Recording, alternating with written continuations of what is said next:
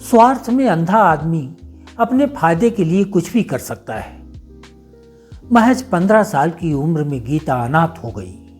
जीवन यापन के लिए वो सेठ राधे श्याम के यहाँ घरेलू नौकरानी के रूप में काम करने लगी। वो सेठ राधे श्याम के घर में रहती भी थी। सेठ राधे श्याम तो उसे बेटी जैसा ही मानते थे, लेकिन सेठानी का बर्ताव कुछ अच्छा नहीं था। गीता को वो महज एक नौकरानी समझती थी। धीरे धीरे गीता की उम्र बढ़ती गई और वो जब 25 साल की हो गई तो एक दिन उसने सेठानी से कहा, लगता है अब मुझे अपना घर बसा लेना चाहिए। आपके सिर पर बोझ बनकर कब तक रहूंगी। उस दिन सेठानी को रात भर नींद नहीं आई। उन्हें लगा कि कहीं गीता काम छोड़कर चली न जाए। फिर उन्होंने गीता को रोकने के लिए एक ऐसा हथकंडा अपनाया जो शर्मसार करने वाला था। सेठानी एक दिन अपने मायके गईं और शाम को जब घर लौटी तो चिल्लाने लगी, न जाने कौन चोर घुसा था, मेरे सारे जेवर उठा ले गया। सेठानी का शोर सुनकर सेठ राधे श्याम उनके पास आए।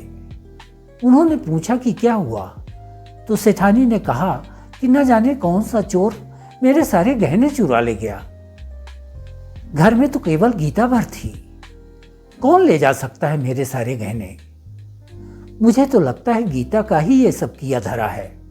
सेठ जी समझ गए। वो सीधे सेठानी के मायके जा पहुंचे।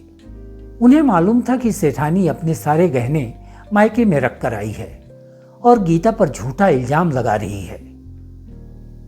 उन्होंने सेठानी के भाई से सीधे कहा, तुम्हारी बहन जो यहाँ गहने रख कर गई है वो मुझे दे दो। भाई चुपचाप सारे गहने लाया और सेठ जी के हाथ में रख दिया।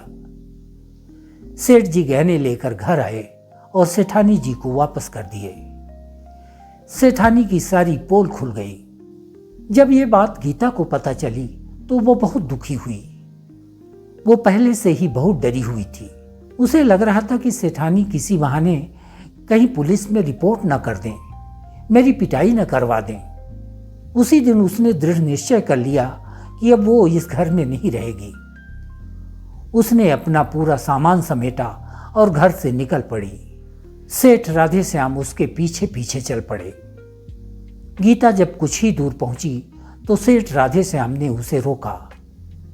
उन्होंने गीता को कुछ पैसे देते हुए कहा, गीता अब तुम अपना घर बसा लो। गीता सेठ से लिपट कर रोने लगी। ऐसा लग रहा था जैसे एक बेटी अपने बाप को छोड़कर अपनी ससुराल जा रही हो।